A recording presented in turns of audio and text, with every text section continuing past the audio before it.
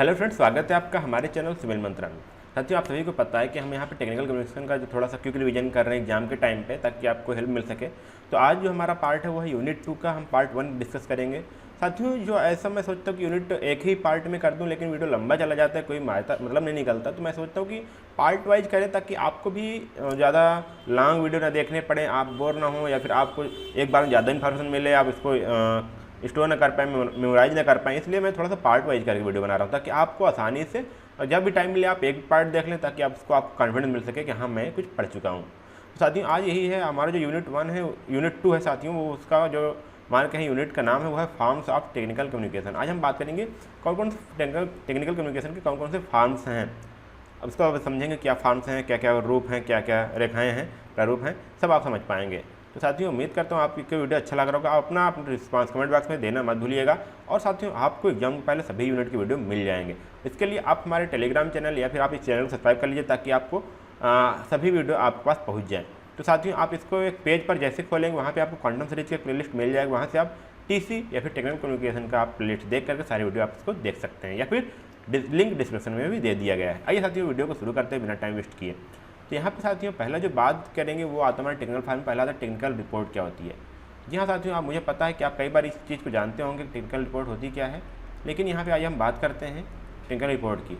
तो the word report is derived from reportare, Latin word जो हमारा Latin word reportare, that means to bring back.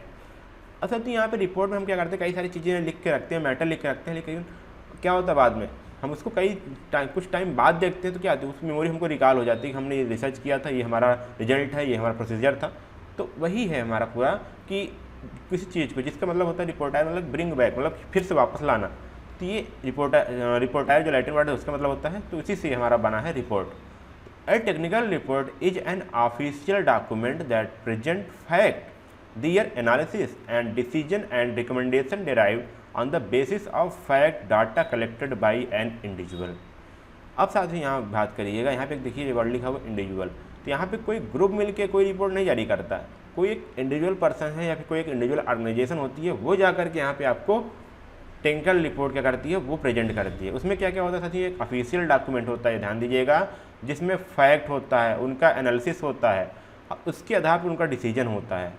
और यहाँ बात करें जो रिकमेंड किया जाता है, जो रिपोर्ट तैयार की जाती है, वो फैक्ट और डाटा के आधार पर तैयार की जाती है। ऐसा नहीं कि आपको जो मन में आए वही आप रिपोर्ट में लिख दिए, नहीं, आपको उसको डिसीजन के पहले उसको फैक्ट है, जो उसका डाटा है, उसको रिपोर्ट के पहले उसको सारा एनालिसिस करिए, और जो लास्ट में रिजल्ट है उसको टेक्निकल रिपोर्ट में हम यहाँ पे लिखते हैं। आप यहाँ पे फार्म दिखाया गया, इसको आप देखे होंगे, कई जगह देखे होंगे। आप रिसर्च गेट पर जाते हैं तो वहाँ पे बहुत सारे रिसर्च पेपर या टेक्निकल रिपोर्ट आपको देखने को मिल जाएंगे। वो भी क्या है, टेक्निकल कम्युनिकेशन के एक फार्म है। अब यहाँ पे बात करेंगे आगे, all professional like engineer scientist prepare their report that helps to executive in decision making. तो यहाँ पे सभी अपने अपनी रिपोर्ट तैयार करते हैं, सभी इंजीनियर्स हो चाहे साइंटिस्ट हो, जो भी रिसर्चर होते हैं, सब एक रिपोर्ट तैयार करते हैं, ताकि उनको लास्ट में डिसीजन लेने में एक निर्णय, एक हेल्प मिल सके उस रिपोर्ट से। पढ़ेंगे, अच्छा मैंने ये किया था, यहाँ इन्होंने इस रिपोर्ट को जारी किया है, इन्होंने ये एनालिसिस कर डाला, अगर हम इस पर एनालिसिस करेंगे तो मेरा टाइम वेस्ट जाएगा, इससे अच्छा है कि मैं इन्हीं का रिपोर्ट लेके यहाँ पे साइटेशन कर लूँ, इन्हीं का रिपोर्ट लेके मैं इसको देख लूँ। यहाँ पे टेक्निकल रिपोर्ट का ये थोड़ा सा मतलब हो जाता है। उम्मीद करता हूँ आपको थोड़ा समझ में आएगा, थोड़ा सा आइडिया लगा होगा। आप अभी आगे चल के बहुत सारी रिपोर्ट्स देखेंगे, आप कहीं भी ऑनलाइन सर्च करेंगे रिपोर्ट्स के बारे में, तो बहुत सारे रिपोर्ट्स आते हैं। कई ऑर्गेनाइजेशन जारी भी करती हैं एनुअली, मंथली, तो रिपोर्ट जारी होते रहते हैं। अब बात आती है इम्पॉर्टेंस ऑफ रिपोर्ट्स। इम्पॉर्टेंस क्या है रिपोर्ट्स के, तो reports enable decision making and problem solving organisation. अब ये डिसीजन को या फिर प्रॉब्लम को सॉल्व करने में एक डिसीजन या फिर एक हेल्प करती है, आप ये समझ सकते हैं। और यहाँ क्या होता है कि अगर कोई अथॉरिटी है, वो किसी चीज़ को प्लान कर रही है, किसी चीज़ों को, तो उसमें भी हेल्प करती है, टाइम सेव करता है। जैसे मैं बताता हूँ, तो रिसर्च पहले से हो चुका है, रिपोर्ट्स पहले से जारी हो चुका है, उसके बेस में हम इसको इंक्लूड कर सकते हैं अपने प्लानिंग में। Reports are important means of spreading information both with in और आउटसाइड द ऑर्गेनाइजेशन। जी हाँ साथियों, अगर कोई रिपोर्ट्स है तो आप उसका इम्पॉर्टेंस तब और बढ़ जाता है जब उसको यूज करते हैं इन्फॉर्मेशन के रूप में, क्योंकि जो रिपोर्ट्स होते हैं वो किसी इंडिविजुअल का एक टाइम स्पेंड किया गया उस पर, तो आप उस पर मतलब उसका अथॉरिटी भी है, उस पर एक जेन्युइन रूम में उसका यूज कर सकते हैं। Report serve as a measure of growth, progress and success. तो यहाँ पे क्या किया कि जो रिपोर्ट्स होते हैं वो इस प्रकार से ग्रोथ और प्रोग्रेस और सक्सेस के रूप में माने जाते हैं। Report serve as a valuable source of information, जो एक वैल्यूएबल होता है और ट्रस्टेबल भी होता है साथियों। तो साथियों ये बात होगी हमारी इंपॉर्टेंस ऑफ रिपोर्ट्स के बारे में। आइए हम यहाँ पे कुछ और बात करते हैं जो ऑब्जेक्टिव ऑफ रिपोर्ट्स है। हमारी इंपॉर्टेंस होगी हम इसके ऑब्जेक्टिव उद्देश्य क्या होता है किसी रिपोर्ट को तैयार करने में। पहला चीज़ तो ये होता है हम प्रेजेंट टू रिकॉर्ड प्रोजेक्ट, किसी प्रोजेक्ट के रिकॉर्ड को हम प्रेजेंट करते हैं, हमने ये प्रोजेक्ट किया, उसका एक ऑब्जेक्टिव हो जाता है। जो हमने एक्सपेरिमेंट किया उसका एक रिकॉर्ड हो जाता है। जो हमने रिसर्च किया और जो हमारा रिजल्ट आया उसका एक रिकॉर्ड हो जाता है यहाँ पे। और आगे बात करते हैं यहाँ present information to a large number of people. एक इन्फॉर्मेशन हमने एक रिसर्च की, हमने एक रिजल्ट निकाला, एक्सपेरिमेंट किया, उसको मुझे कई लोगों तक शेयर करना है, एक लार्ज ऑडियंस तक शेयर करना है। मीन्स हम इसको कहीं पर अपलोड कर सकते हैं, किसी ऐसे रिपोर्ट वेबसाइट पर अपलोड कर सकते हैं जहाँ पे बहुत सारे लोगों की हेल्प हो सके, तो यहाँ पे भी हम उसको अपलोड कर सकते हैं। उसमें भी हमारा ऑब्जेक्टिव ये भी होता है। यहाँ होता है recommend action to solve a problem. कई ऐसे रिपोर्ट होते हैं जो किसी एक प्रॉब्लम को पार्टिकुलर प्रॉब्लम को सॉल्व किए होते हैं, तो उसमें आप उससे एक्शन उसका हेल्प ले सकते हैं, तो वहाँ पे उसको उसके लिए आपको रिपोर्ट रिकमेंड कर सकते हैं। और यहाँ पे है साथियों टू रिकॉर्ड और clarify the complex information for future reference. यहाँ पे एक कॉम्प्लेक्स इन्फॉर्मेशन को क्लियरफाई करते हैं ताकि हम उसको फ्यूचर रेफरेंस के लिए यूज कर पाएँ। तो यहाँ पे कुछ ऐसे ऑब्जेक्टिव होते हैं रिपोर्ट के लिए, जिसके लिए हमारा रिपोर्ट तैयार किया जाता है और इसको हम सेव कर रखते हैं, रिकॉर्ड रखते हैं और लोगों को प्रॉब्लम को सॉल्व करने के लिए उसको इन्फॉर्म करता है। आइए हम और आगे चलते हैं साथियों। तो यहाँ पे कुछ और चीज़ें हैं, कैरेक्टरिस्टिक्स ऑफ रिपोर्ट। तो यहाँ पे क्या होना चाहिए, क्या क्या उसकी विशेषताएं होनी चाहिए, उसको हम थोड़ा देखते हैं। तो रिपोर्ट हमारा क्या होना चाहिए, प्रिसीजन होना चाहिए, ज़्यादा लॉन्ग रिपोर्ट्स ना हो ताकि आदमी उसको आसानी से पढ़ सके, और फैक्चुअल हो, मतलब उसमें डाटा हो, ग्राफिक हो, सभी चीज़ें उसमें इंक्लूड होनी चाहिए। उसमें कोई ना कोई यहाँ पे प्रूफ होना चाहिए, जो आप फैक्ट लाएँ, जो उसमें डाटा लगाएँ हैं उसका कोई ना कुछ प्रूफ होना चाहिए। और रिलेवेंस होना चाहिए, ऐसा नहीं कि आप जो मन में आए लिख दें, उसका जैसे बताया प्रूफ होना चाहिए साथ में। रीडर ओरिएंटेड, आप किसको टारगेट कर रहे हैं, वो रिपोर्ट कौन पढ़ने वाला है, उसके ओरिएंटेशन में उसको ध्यान में रख के आपका रिपोर्ट होना चाहिए। और उसका रिकमेंड ऑब्जेक्टिव क्या है, उसको रिकमेंड करने का ऑब्जेक्टिव क्या है वो भी। और रिपोर्ट हमारा सिंपल होना चाहिए, क्लियर होना चाहिए, कोई भी यहाँ पे ऐसे वर्ड ना यूज हो कि यहाँ पे आपको कन्फ्यूज हो सके रीडर को। और ब्रेविटी संक्षिप्त हो, ज़्यादा लंबे ना हो, जैसे मैंने बताया ब्रेविटी का आप जानते हैं, क्लियर ब्रीफ होता नहीं चाहिए, ना कि ज़्यादा एक्सप्लेनेशन एलाबोरेशन हो, ज़्यादा आप इसको एलाबोरेट करके मत लिखें। ग्रामेटिकल एक्यूरेसी होनी चाहिए, उसमें कोई ग्रामेटिकल एरर ना हो, इसका फॉर्मेट एक्सेल हो, इलिस्ट्रेशन डॉक्यूमेंटेशन उसमें लगे होने चाहिए। जो डॉक्यूमेंट आप इसको यूज किए हैं रिसर्च में, रिपोर्ट को तैयार करने में, वो भी आप उसमें इसको नीचे साइट कर दें, उसको एक आता है साइटेशन जिसको बोलते हैं, वो आप कर सकते हैं। इलिस्ट्रेशन ग्राफिक सहायता से या फिर चार्ट यूज कर सकते हैं। उसका जो फॉर्मेट है उसको स्पेशल रखिए। होमोजेनिटी मतलब साथियों आप जो रिपोर्ट कर रहे हैं पूरे रिपोर्ट में उसी टॉपिक को लेकर के, उसी ऑब्जेक्टिव को लेकर बात की गई हो, ऐसा नहीं कि आप कई सारी चीज़ों को मिला दी हैं, उसमें एक दूसरे से तालमेल कुछ नहीं है।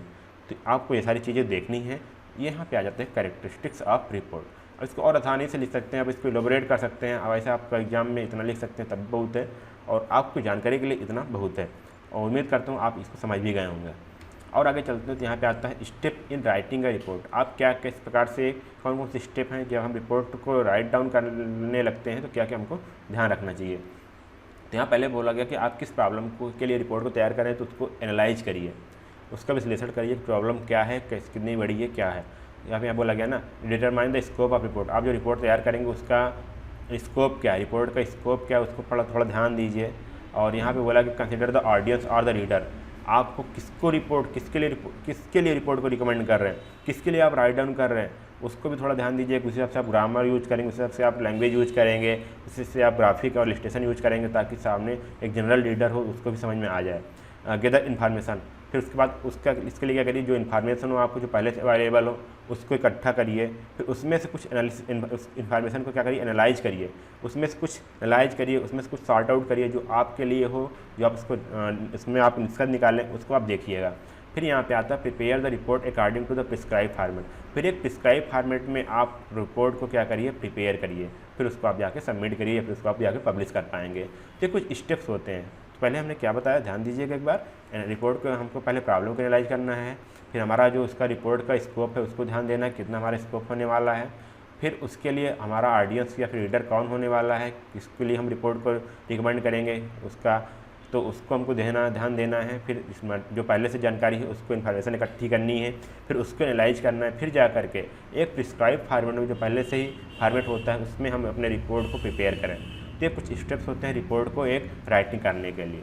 तो उम्मीद करता हूँ आप थोड़ा सा समझ गए होंगे, इतने में आप आराम से इसको डिटेल में लिख सकते हैं और सारी जानकारी आप समझ सकते हैं क्या होना है, क्या बातें ध्यान दी जानी चाहिए, प्रॉब्लम कैसी होनी चाहिए, रिपोर्ट में क्या है। इस पर एक डिटेल से एक बार आप बुक रीड कर सकते हैं या फिर एक समरी आपको इतना बढ़िया मिल रहा है, साथ ही आप इसको आराम से लिख सकते हैं और इतने में उम्मीद करता हूँ आप बिल्कुल समझ में आ गया होगा। आइए अब थोड़ा सा चलते हैं बेसिक स्ट्रक्चर ऑफ रिपोर्ट। क्या क्या रिपोर्ट की स्ट्रक्चर होनी चाहिए। जब कोई रिपोर्ट, जैसे मैंने बताया यहाँ पे एक प्रिस्क्राइब फॉर्मेट होता है, इस फॉर्मेट में कौन कौन से स्ट्रक्चर होता है, क्या क्या चीज़ें इंक्लूड होनी चाहिए, उसको आप समझेंगे तो आसानी होगी। यहाँ पे बोला गया पहले हमारा एक आता है फ्रंट मैटर, इसको बोलते हैं प्रिपेटरी पार्ट। जैसे आप कोई भी बुक ओपन करते हैं, कोई भी रिपोर्ट ओपन करेंगे, कोई एनालिसिस पेपर ओपन करेंगे तो उसमें पहले एक आता है कवर, फ्रंट मैटर आता है जो आप ऊपर से ही देखते हैं। पहला वहाँ पे कवर पेज होता है जहाँ पे आपका थीसिस का नाम, जो आपका रिपोर्ट है किसके बारे में लिखा गया वो है, कौन से ऑर्गेनाइजेशन ने जारी किया है, उसका पब्लिशर कौन है, फिर ऑथर कौन है, किस डेट पे पब्लिश हुई है, सारी चीज़ें वहाँ पे लिखी होती है। फिर यहाँ पे उसमें क्या होता है title page and writers name, जैसे मैंने बताया तो ये सारी चीज़ें उसी पे आती हैं। टाइटल पेज होना चाहिए, उसके राइटर्स का नाम होना चाहिए, एक्नॉलेजमेंट होना चाहिए और यहाँ पे ग्रेटिट्यूड टू कंट्रीब्यूटर्स, मतलब कि ये एक्नॉलेजमेंट क्यों है, आप क्यों इसको आप इसका जरिया क्या, आप क्यों इसको यहाँ पे पब्लिश कर रहे हैं। टेबल ऑफ कंटेंट अंदर जिसको हम इंडेक्स बोलते हैं वो भी इसमें होना चाहिए, एब्स्ट्रैक्ट और समरी। ये साथियों फ्रंट मैटर की बात होगी इतना, क्योंकि आज कोई भी पर्सन पहले रिपोर्ट देखते पहले इसमें देख लेता है कि इसमें क्या क्या चीज़ें हैं, उसके बाद वो अंदर फिल करता है, अंदर रीड करता है, क्योंकि यहाँ पे उसको समरी मिल गई। अगर उसके काम का है तब वो अंदर और पढ़ेगा, उसको और डिस्कस करेगा, उसके बारे में और ज़्यादा नॉलेज लेगा। फिर उसके बाद आता है मेन टेक्स्ट या फिर बॉडी जिसको बोलते हैं। इसमें हमारा क्या होता है, actual report begin with the main body. ये बात हुई ना साथियों, यहाँ तो हमने एक फॉर्मेलिटी अदा की है कि हम इस चीज़ों को, ये चीज़ें कर रहे हैं, हम यहाँ से इसका एक्नॉलेजमेंट ये है, यहाँ से मैंने इसको रिसर्च किया, यहाँ से इसको पढ़ा, थोड़ा सा यहाँ पर दिया गया, लेकिन लास्ट में उसका जो मेन चीज़ होता है वो मेन बॉडी में आता है। तो यहाँ पे पहले हमारा इंट्रोडक्शन होता है, फिर प्रॉब्लम का डिस्क्रिप्शन होता है, फिर हमने क्या एनालिसिस किया, फिर उसका डिस्कशन करते हैं इन प्रॉब्लम के बेस पर, फिर उसका कंक्लूजन हम निकालते हैं। तो मेन चीज़ ये होता है, बाकी सारी चीज़ें हम उठाते हैं लेकिन बाद में जो हमको देना होता है वो हम यहाँ से निकालते हैं, उस सभी चीज़ों को मेन बॉडी में हम यहाँ पे रखते हैं। फिर यहाँ पे हम सपोर्टिंग पार्ट होता है जिसको एंड में रखते हैं या फिर एंड मैटर बोलते हैं। इसमें क्या होता है साथियों, आपने रिपोर्ट को जारी करने में जो जो यहाँ पे चीज़ें ली हैं, जिन चीज़ों का हेल्प लिया है, जो पहले से ऑथर हैं, जिनका जो रेफरेंसेस लिए उसको हम यहाँ पे लिखते हैं। जैसे यहाँ पहले अपेंडिक्स होता है। अपेंडिक्स क्या होता है साथियों, मान लीजिए मेन बॉडी में आपने कुछ ऐसे वर्ड यूज किए हैं, कुछ ऐसे डाटा यूज किए हैं, कुछ ऐसे ग्राफिक यूज किए हैं जो एक आम आदमी को समझ में नहीं आ पाता, तो उसको भी यहाँ पे अपेंडिक्स में लिखा जाता है। जैसे कंटेंट डाटा आपने देखे होंगे, बहुत सारे बुक में दिया होता है डाटा, या फिर सी द टेबल 2.1 लास्ट में दिया होता है, फिर टेबल आप लास्ट में जाते हैं फिर वहाँ पे टेबल देखते हैं वो वाली, तो वही चीज़ यहाँ बोला कि वो हमारी क्या आती है, अपेंडिक्स में आती है। तो इसमें क्या होता है, data, table, graph, chart, etc all supporting material which can not be placed in the main body. कि आप इसको मेन बॉडी में नहीं प्लेस किए हैं तो इसलिए हम इसको अपेंडिक्स में डाल देते हैं ताकि बाद में रीडर उसको देख पाए। उतना इंपॉर्टेंट भी नहीं होता सभी के लिए, इसलिए इसको लास्ट में देख लेते हैं। जिसको ज़्यादा नॉलेज लेना चाहता है वो क्या करता है, लास्ट में अपेंडिक्स में जाकर उसका भी एनालिसिस करता है। फिर यहाँ पे आता है लिस्ट ऑफ रेफरेंसेस, क्योंकि आप कई सारे बुक को एनालाइज करके आप इसकी कई सारे रिपोर्ट को यहाँ पे एनालाइज करके इसको लिखने वाले हैं, तो यहाँ पे जो ओरिजिनल राइटर है, जो बुक है, उनको आप यहाँ पे रेफरेंस लिस्ट में रेफरेंसेस को लिस्ट कर सकते हैं लास्ट में जा कर के। फिर ग्लोसरी, जो हमने टेक्निकल टर्म्स यूज़ किया है मेन बॉडी में, कुछ ऐसे होते हैं जो आम पर्सन को, कोई जनरल हैं उनको नहीं समझ में आता, तो क्या करते हैं उसको हम यहाँ पे एक विस्तार से लिख देते हैं ग्लोसरी में। फिर यहाँ पे आता है लास्ट में इंडेक्स, यहाँ पे क्या होता है, एक alphabetical words along with the page number, तो यहाँ पे इंडेक्स रख देते हैं कि जैसे होता है ना लास्ट में कोई बुक देखें तो यहाँ पे ऐसे है, तो यहाँ पे उस टर्म को कहाँ पे यूज किया गया है, वो बुक में कहाँ पे यूज किया गया है, कुछ रिपोर्ट में कहाँ यूज किया गया है, वो सारी चीज़ें बुक में होती हैं और यहाँ पे वर्ड होता है, फिर यहाँ पेज नंबर होता है। तो आप देखेंगे ये सारे रिपोर्ट्स में देखेंगे, कई सारे बुक्स में देखे होंगे सारी चीज़ें, तो आप इसको आसानी से एनालाइज कर पाएंगे, एनालिसिस को समझ सकते हैं आसानी से, कोई दिक्कत नहीं है। फिर अगर हम आगे चलें तो यहाँ पे रिपोर्ट्स के कैटेगरीज क्या क्या होती हैं।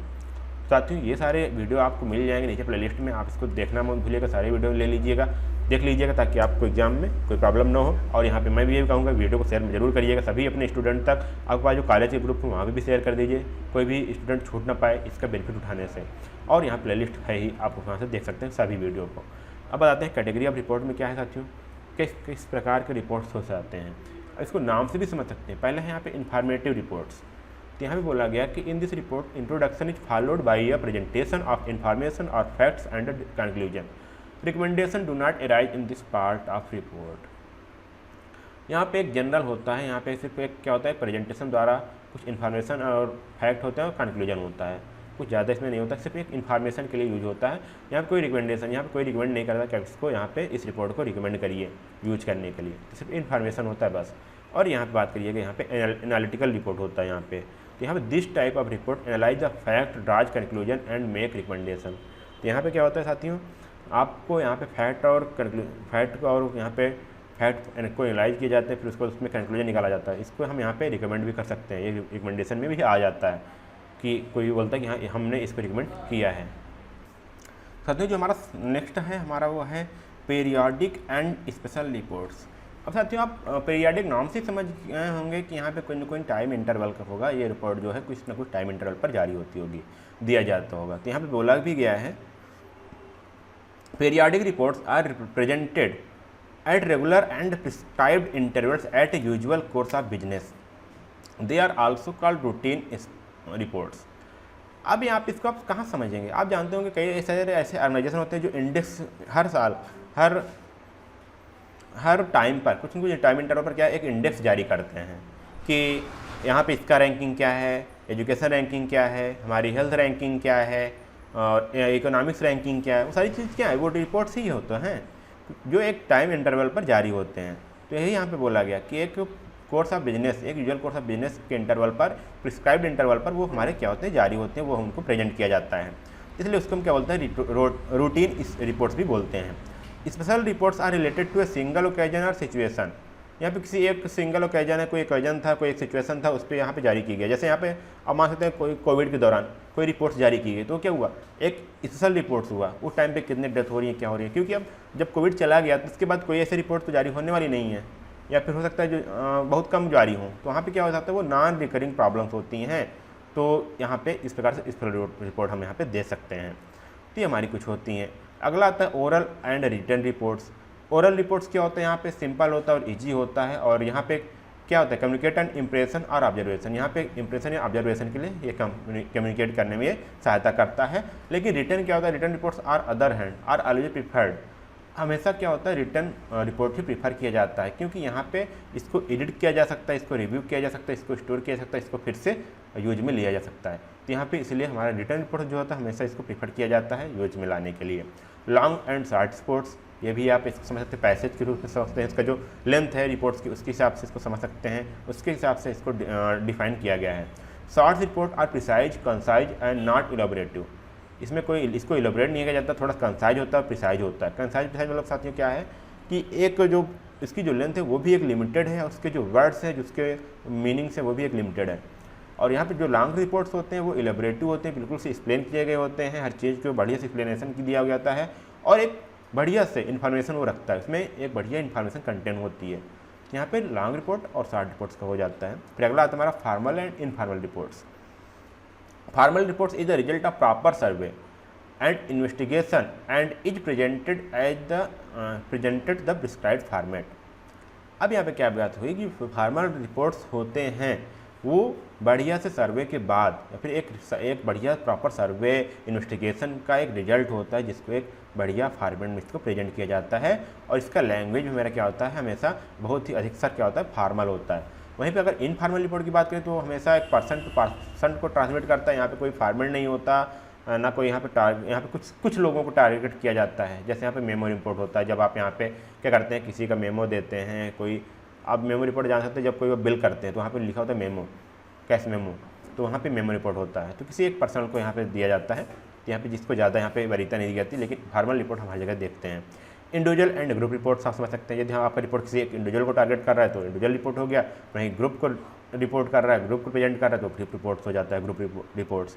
इस प्रकार से हम इसको कैटेगरीज ऑफ रिपोर्ट्स, यहाँ पे इतने सारे रिपोर्ट्स को हम कैटेगराइज या फिर क्लासीफाई कर सकते हैं। आगे हम थोड़ा चलते हैं साथियों, तो यहाँ पे अब आता है, यहाँ पे एग्जाम्पल दिया गया है रिपोर्ट का ही, तो यहाँ पे एक आपको दिया जा सकता है एग्जाम में भी। एग्जाम्पल क्या, write a report to the managing director regarding the need for improvement of the communication system in the company. एक छोटा सा है साथियों, यहाँ पे एक समझ सकते हैं, ये शॉर्ट रिपोर्ट है, लॉन्ग इसको नहीं बोल सकते, शॉर्ट रिपोर्ट है, और यहाँ पे फॉर्मल वे में है, इसकी सारी चीज़ें आप देख सकते हैं क्या क्या बोला गया यहाँ पे। तो यहाँ पे इन्होंने क्या बोला कि आपको क्या है कि कंपनी के कम्युनिकेशन सिस्टम को इम्प्रूवमेंट करने के लिए एक रिपोर्ट, मैनेजिंग डायरेक्टर को एक रिपोर्ट जारी करनी है, रिपोर्ट देना है। तो यहाँ पे बोला गया, देखिए यहाँ पे पहले बोला गया to the managing director from MLA Malhotra technical expert, और डेट यहाँ पे डेट को दी गई, आप इसके हिसाब से लिख सकते हैं। यहाँ पे आपको भी अगर कोई एग्जाम्पल आए एग्जाम में तो इसको लिख सकते हैं। सब्जेक्ट क्या है, improvement of the communication system in the company, इसको आप समझ गए होंगे। ऑब्जर्वेशन क्या किया गया यहाँ पे, personally checked all the all the departments of the company and found most of them are affected from the disturbance in communication system। बहुत सारे यहाँ पे क्या की गई, कम्युनिकेशन सिस्टम बहुत सारे डिस्टर्बेंस हैं, अफेक्ट हो रहे हैं। तो यहाँ पे रीजन क्या हुआ साथियों, बाद में रीजन निकला, यहाँ पे ऑब्जर्वेशन ये आया, इसका रीजन क्या हुआ कि जो नेटवर्किंग वायर्स हैं वो बहुत ओल्ड हो चुके हैं, और उसमें से कुछ तो ऐसे हैं जो डिस्कनेक्ट हो चुके हैं, और जो मशीन्स हैं वो भी टूट फूट चुकी हैं, और इस कंडीशन में क्या होता है वो रिपेयर भी नहीं हो सकती हैं। तो यहाँ पे रीजन आया, फिर उन्होंने क्या रिकमेंड किया वो आप देख सकते हैं। तो यहाँ पे देखिए रिजल्ट तक आ गया कि यहाँ बोला गया कि the old machines are needed to be replaced with new ones which should be equipped with latest technology. हमको जो पुरानी मशीनें हैं उसको नई मशीनों के साथ रिप्लेस किया जाना चाहिए जो एक नए टेक्नोलॉजी के द्वारा, लेटेस्ट टेक्नोलॉजी द्वारा इक्विप्ड हों, बने हुए हों। और यहाँ पे जो वायर्स हैं उसको चेंज करना है, और एक expert system administrator should be appointed to make the system more effective. मतलब कि यहाँ पे एक मैनेजिंग डायरेक्टर, तो यहाँ पे जो सिस्टम एडमिनिस्ट्रेटर उसको भी एक व्यक्ति को देना चाहिए, एक एक्सपर्ट को यहाँ पे रखना चाहिए, ताकि जो सिस्टम को इफेक्टिव रूप से देख सके। तो ये सारी चीज़ें यहाँ पे आप इसको इस प्रकार से एक फॉर्मेट होता है जहाँ से आप एक रिपोर्ट को आप जारी कर सकते हैं। यहाँ पे एक छोटा सा रिपोर्ट था, एक ऑर्गेनाइजेशन के लिए था, फॉर्मल भी है, शॉर्ट भी है, ठीक है साथियों। तो यहाँ पे चेक किया गया, हम देखिए ऑब्जर्वेशन, रीजन, रिकमेंडेशन सब कुछ दिया गया, सब्जेक्ट क्या था, इसको आप राइट डाउन करें वो भी यहाँ पे दिया गया। तो यहाँ पे जो टारगेट जो ऑडियंस है उसको भी हम देखा गया कि ये हम मैनेजिंग डायरेक्टर के यहाँ पे राइट डाउन करें, उसको हम ये रिपोर्ट देने वाले हैं। आइए चलते साथियों अब आगे चलते हैं, रिपोर्ट्स की बात हो गई, अब आती है thesis and project writing. Project report is a form of written communication prepared by professionals at the completeness of his research work. अब यहाँ पे क्या हुआ कि आपने कोई रिसर्च कर रहे थे, रिसर्च वर्क के बाद आप उसको एक ऐसा फॉर्म प्रिपेयर किया जाता है जो प्रोफेशनल के द्वारा एक बनाया जाता है और रिसर्च के कंप्लीट होने के बाद होता है। ये हमारा होता है थीसिस या project. It records all the data, its analysis and finding in objective style which contains as usual elements such as cover page, title page, table of content, summary, introduction, conclusion and recommendation. तो यहाँ भी सारे data होते हैं जो हमने इसको analyse किया है, जो डाटाज हैं, जो इसकी स्टाइल्स हैं, सभी चीज़ें यहाँ पर हम इसको एक यूजुअल फॉर्मेट इसको हम कंटेन करते हैं। साथ ही यहाँ पे मैं बात कर रहा हूँ थीसिस का, अभी मैं बात करूँ सिनॉप्सिस का। तो ध्यान दीजिएगा, जब हम थीसिस से प्रोजेक्ट राइटिंग करते हैं तो रिसर्च वर्क के कंप्लीट होने के बाद करते हैं, लेकिन जब सिनॉप्सिस करते हैं तो पहले करते हैं, तो उसको भी मैं बाद में डिस्कस करूँगा। Thesis is a long research paper report, it may span over the period of 2 to 5 years, मतलब 2 से 5 साल तक भी लग सकते हैं इस रिसर्च पेपर को, यहाँ पे इस थीसिस को क्या करने के लिए, हमको प्रेजेंट करने के लिए।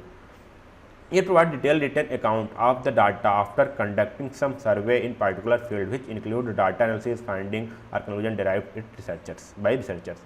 जो रिसर्च कर रहा है वो क्या करता है, किसी पार्टिकुलर फील्ड में जितने भी डाटा है उनको एनालिसिस करता है, कुछ डाटा और फाइंड करता है, उसके बाद कुछ एक कंक्लूजन निकालता है। और इट डिवाइड्स इनटू चैप्टर्स, और इसको हम एक चैप्टर्स में भी डिवाइड कर सकते हैं कि हमने इस चैप्टर में इस चीज़ में ये चीज़ हमने पाया है। तो ये सारी चीज़ें यहाँ पे हो जाती है हमारी थीसिस प्रोजेक्ट रिपोर्ट में। अब यहाँ पे कुछ स्ट्रक्चर होते हैं किस तरह से हमको लिखना चाहिए। तो इसमें पहले क्या होता है, टाइटल पेज होता है, फिर हमारा जो डिक्लेरेशन या सर्टिफिकेट होता है, तो हमने कोई यहाँ पे थीसिस किया है उसको हमें कहीं ना कहीं से अप्रूव करवाएंगे, तो उसका सर्टिफिकेट भी हमको चाहिए। यहाँ पे एक्नॉलेजमेंट चाहिए कि आपने रीडर के लिए क्यों इसको लिया है, क्यों लिखा है। द टेबल ऑफ कंटेंट क्या होना चाहिए, एब्स्ट्रैक्ट या समरी क्या है उसका, इंट्रोडक्शन भी देंगे। आप समझते हैं ये हमारा क्या हो गया, फ्रंट कवर हो गया, फिर यहाँ पे मेन टेक्स्ट चल रहा है, मेन बॉडी चल रहा है, इंट्रोडक्शन हो जाएगा, literature review, background information, theory और कंक्लूजन। तो यहाँ पे हमारा क्या साथ ही मेन बॉडी हो गया। और फिर इसके बाद हमारा आ जाता है एंड मैटर, तो जो हमारे रेफरेंसेस है अपेंडिसाइसेज हैं तो हमारे क्या हो जाते हैं, एंड मैटर में आ जाते हैं। तो ये इस प्रकार से सभी चीज़ें वो हैं जैसे मैंने अभी बात किया था पहले ही टेक्निकल राइटिंग में, तो सारी चीज़ें वही हैं, फॉर्मेट वही है। यहाँ पहले है फ्रंट मैटर है, फिर मेन बॉडी या टेक्स्ट या मेन बॉडी है, फिर यहाँ पे एंड मैटर है। इस प्रकार से हम यहाँ पे इसको रीड करते हैं, एक्सपर्ट हम राइटिंग को हम प्रेजेंट करते हैं, थीसिस को प्रेजेंट करते हैं। अगर हम चलते साथियों तो सिनॉप्सिस क्या होता है, जैसे मैं बात किया था, फिर मैंने थीसिस और थीसिस की बात की, अब मैं सिनॉप्सिस की बात करने वाला हूँ। A synopsis is a short systematic outline of the proposed thesis made in preparation for the first meeting with the supervisor. It serves ensure that supervisor gets clear picture of the proposed project and allows him to her to spot whether there are gaps or things that have not been taken into account। अब यहाँ कहते हैं साथी, मान लीजिए कोई आप कोई रिसर्च करने जा रहे हैं, तो उसके पहले आप सुपरवाइजर को एक क्या करेंगे, एक आउटलाइन बताएंगे, मैं इस प्रकार से इस चीज़ को करने वाला हूँ। तो उसके पहले और रिसर्च के पहले बनाया जाता है ताकि आप सुपरवाइजर को इंश्योर कर पाएँ और क्लियर पिक्चर उसको दे पाएँ कि इस प्रोजेक्ट जो हमको प्रोजेक्ट प्रपोज किया गया है, मैं इस प्रकार से इस पर आगे बढ़ूँगा, और उसको हम अलाउ करते हैं। फिर यहाँ पे कोई अकाउंट, ताकि बाद में कोई हमको डिस्टर्बेंस ना हो, हम जो भी चाहें वो हमको मिल पाए। क्योंकि कभी कभी होता है कि हमको प्रोजेक्ट के लिए कुछ और सारी चीज़ें, कुछ संसाधन, कुछ मीडियम, कुछ मटेरियल चाहिए होता है, तो वहाँ पे उसको आपको मिल जाएगा। सिनेप्सिस को देखकर ही वो आपको अप्रूवल होगा प्रोजेक्ट का। तो यहाँ पे जो स्ट्रक्चर है वो भी ऐसे ही कुछ इसी प्रकार से है। पहले टाइटल होगा, फिर statement of the problem and hypothesis, कि प्रॉब्लम उसका स्टेटमेंट क्या है, एम्स और ऑब्जेक्टिव्स क्या होगा आपका, आपने रिव्यू ऑफ लिटरेचर क्या किया, रिसर्च मेथोडोलॉजी, डिफरेंसेस और ऑफिशियल रिक्वायरमेंट्स जो है उसको आप यहाँ पे रिपोर्ट में राइट डाउन करेंगे। तो ये हमारा था synopsis.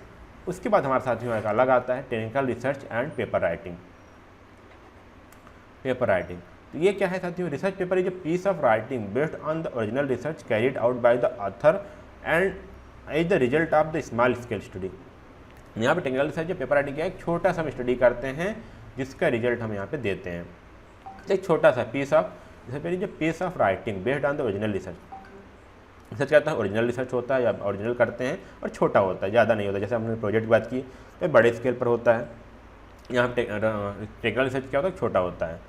Main purpose of the research paper is to add to the existing knowledge, understanding, scope of the particular subject. पहले आपको किसी ने प्रोजेक्ट पर आप रिसर्च कर चुके हैं या कोई और रिसर्च कर चुका है, आप उसमें कुछ और नॉलेज ऐड करना चाहते हैं, उसको बड़ी से अंडरस्टैंडिंग करवाना चाहते हैं, उसका स्कोप ऐड करना चाहते हैं उसमें, तो हमने क्या करते हैं उसमें टेक्निकल रिसर्च है, उसका पेपर राइटिंग में आता है। Technical research and paper writing, तब हम उसमें सपोर्ट, उस डॉक्यूमेंट को हम क्या करते हैं उसके अंदर सपोर्ट कर सकते हैं, इंसर्ट कर सकते हैं। तो एक सपोर्टिव डॉक्यूमेंट के हिसाब से आपका यूज हो सकता है। तो यहाँ पर कुछ और बातें हो गई हैं। Characteristics of our style of technical research paper writing, तो यहाँ फिर सारी चीज़ें वही हैं जैसे हमने पहले बताया। तो यहाँ पे कुछ कैरेक्टरिस्टिक्स हैं, उसके बाद मैं अभी यहाँ पे बात करूँगा फॉर्मेट की भी। पहले हमको क्या करना है, identify the purpose of writing technical research paper. तो हमको यहाँ पे पर्पज, जो हम राइटिंग जो टेक्निकल रिसर्च पेपर है उसको हम जो राइट करने वाले हैं उसका पर्पज आइडेंटिफाई करेंगे। फिर हम क्या करेंगे, कुछ यहाँ प्रॉपर और रिलेवेंट टेक्निकल टर्म्स जो होते हैं उसको हम यूज करेंगे, साथ में उसको यूज करना चाहिए हमको। फिर हम उसमें जब रिपोर्ट को, और यहाँ पे क्या बात आई, come straight to the point, हमको बात को घुमानी फिरानी नहीं है, क्योंकि हम यहाँ पे टेक्निकल राइटिंग कर रहे हैं तो हमको ज़्यादा बातें बतंगड़ नहीं करनी है, सीधे हमको पॉइंट टू पॉइंट यहाँ पे राइट डाउन करना है। और हमको अधिकतर यूज एक्टिव वॉइस यूज करनी है, पैसिव वॉइस यूज नहीं करनी है। हमको अपनी टर्म में जिसने जो कहा है उसको जस्ट वैसे ही लिखना है, उसको हमको इनडायरेक्टली प्रेजेंट नहीं करना है। तो हमको मॉडर्न लैंग्वेज यूज करना है, क्योंकि आने वाले टाइम में सभी मॉडर्न होते जाएंगे, या फिर आने वाले टाइम के हिसाब से हम उसको राइट डाउन करने वाले हैं। तो जो जितने मॉडर्न लैंग्वेज हो सके हम उसको राइट डाउन करें यहाँ पे। उसमें हमको इलस्ट्रेशन यूज करना है ताकि आसानी से समझाया जा सके रीडर्स को। एक्यूरेसी ऑफ लैंग्वेज होनी चाहिए, और यहाँ बायस फ्री लैंग्वेज होनी चाहिए, मतलब कि ऐसे वर्ड यूज करिए जिसका करेक्ट मीनिंग निकले उस टर्म पर। ऐसा नहीं कि आप ऐसा यूज करें लैंग्वेज कि कोई रीडर पढ़ा तो उसका अलग मीनिंग निकल रहा है, कोई अलग रीडर पढ़ा तो उसकी मीनिंग अलग निकल रही है, उसमें कुछ यहाँ पे कन्फ्यूजन हो जाए, ऐसा नहीं यूज करना है। यहाँ पे इसका जो टोन है वो राइट सही टोन हमको यूज करना है। और यहाँ बोला गया discuss the describe data in systematic work, जो हमारे पास डाटा है उसको, जो डाटा को डिस्कस और डिस्क्राइब एक सिस्टमेटिक वे में हमको करना है, और जो स्ट्रक्चर हो उसको हमको फार्मलाइज स्ट्रक्चर, मतलब फार्मल वे में उसको राइट डाउन करना है। ये कुछ करेक्टरिस्टिक्स थी जो हमको यहाँ पे ध्यान देनी चाहिए टेक्निकल राइटिंग के दौरान। आप इसको आराम से समझ सकते हैं, आप इसको समझ सकते हैं, ज़रूरी भी है। आप जो भी देखते साथियों वहीं पे यहाँ पे वही चीज़ यहाँ पे बताया जा रहा है, वही सारी चीज़ें यहाँ पे हैं। आगे बात करते साथियों, यहाँ बोला गया कि method to write the technical research paper. साथियों फिर वही बात आती है कैसे हम इसको लिखना है। यहाँ पहले आया टाइटल पे, फिर टाइटल के बाद यहाँ पे आया ऑथर्स, एफिलिएशन एंड एड्रेसेस। आप ऑथर्स पे जो कौन रिपोर्ट कर रहा है उसको एफिलिएशन वाला आपने क्या क्या लिया है इस पर, इसको आप किसको एड्रेस करने वाले हैं, जिसको हम सारी चीज़ें बोलते हैं। फिर यहाँ पे एब्स्ट्रैक्ट होना चाहिए। फिर ये हमारा साथी हो गया फ्रंट मैटर। फिर हमारा आ जाएगा क्या, लास्ट में वही बात करते हैं, मेन बॉडी, इंट्रोडक्शन आ जाएगा, मटेरियल मेथड आ जाएगा, रिजल्ट आ जाएगा, डिस्कशन, कंक्लूजन। ये हमारा आ जाएगा साथी यहाँ पे मेन टेक्स्ट और बॉडी में आ जाएगा। फिर एक्नॉलेजमेंट हमारा आ जाएगा एंड मैटर में, कि हमने एक्नॉलेजमेंट क्या निकला, फिर रेफरेंसेज एंड बिब्लियोग्राफी क्या थी। तो ये सारी चीज़ें हम यहाँ पे method to write technical research paper, यहाँ पे इस प्रकार से इसको राइट करते हैं। ये सारी चीज़ें हमको ध्यान देनी है जब भी हम कोई पेपर कहीं प्रेजेंट करने वाले हो, तो सारी चीज़ें हमको ध्यान देनी है। अब यहाँ पे आता साथियों एक छोटा सा टॉपिक और है, seminar and conference paper writing. ये भी है साथियों, तो इसको थोड़ा सा ध्यान देंगे और आगे बढ़ेंगे। इसमें थोड़ा सा मैं कंपेरिजन दिखा दिया ताकि आपको दोनों क्लियर हो जाए, और अक्सर एग्जाम में यही आता भी है। तो यहाँ पे सब्जेक्ट यहाँ पे दिया गया है, यहाँ पे कॉन्फ्रेंस में क्या होता है और सेमिनार क्या होता है। इस प्रकार से हम इसको दोनों को डिफरेंस दिखाएंगे, आप इसको समझ पाएंगे। यहाँ पहले मीनिंग क्या करते हैं।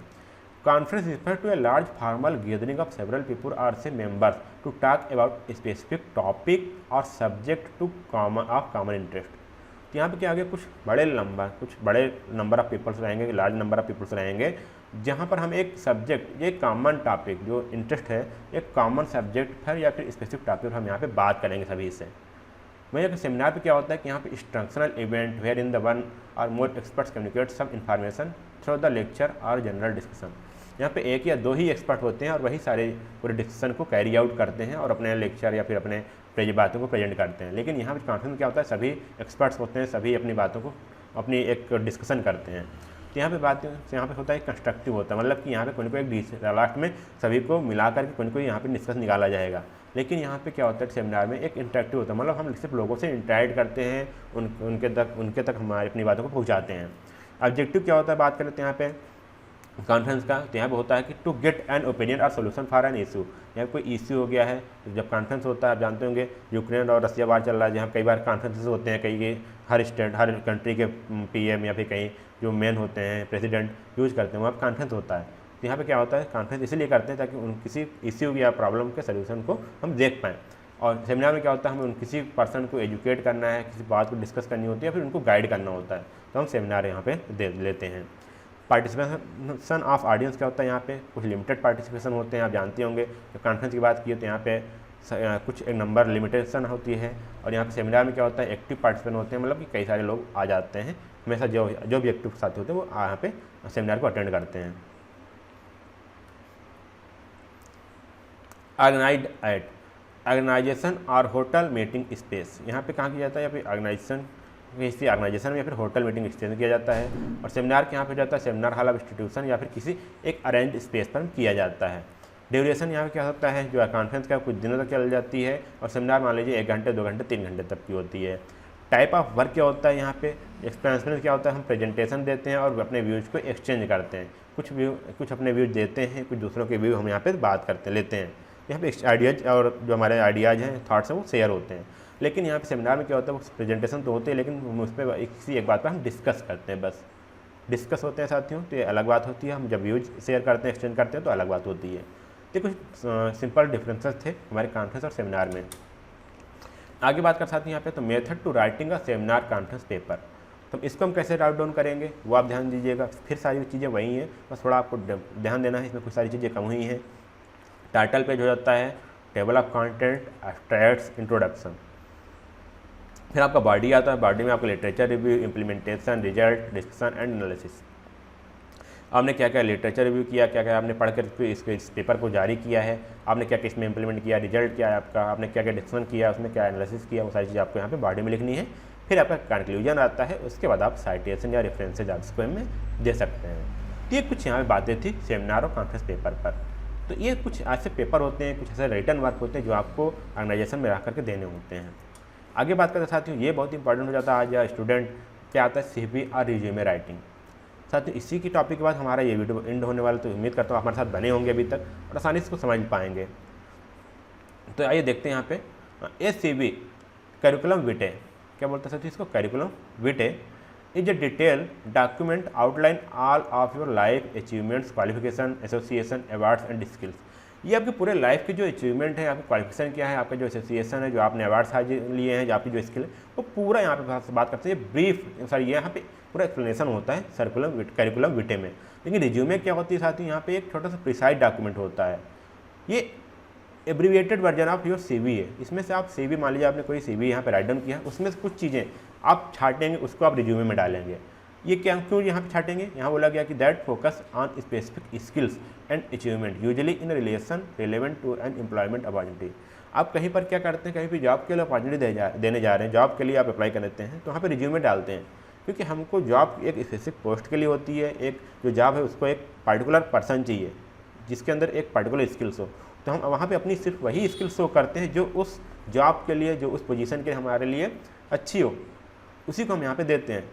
तो वहाँ पे हम रिज्यूमे उसमें रिज्यूमे भेजते हैं। और सर्कुलर बिट कहीं ऐसा होता है जहाँ पे हमको सारी चीज़ें बतानी है और हमारा ग्रोथ होने का चांस ज़्यादा हो, तो उसमें सारी चीज़ें यहाँ पे जब इंसर्ट करते हैं तो हमारा करिकुलम विटाए हो जाता है। आगे बात कर साथियों, यहाँ पे स्ट्रक्चर ऑफ रिज्यूमे क्या क्या होता है। आप बहुत सारे रिज्यूमे लिखने वाले हैं, रिज्यूमे बनाने वाले हैं अपने खुद का, क्योंकि आप जानते हैं ग्रेजुएट होने के बाद क्या करेंगे, आप जॉब के लिए अप्लाई करेंगे तो आप रिज्यूमे जरूर राइट डाउन करेंगे। तो हेडिंग में क्या होता है साथियों, ध्यान दीजिएगा। सबसे पहले हेडिंग होती है, उसमें हम अपना कैंडिडेट का नाम होता है, address, mobile number, email address होता है, इतना होता है साथियों।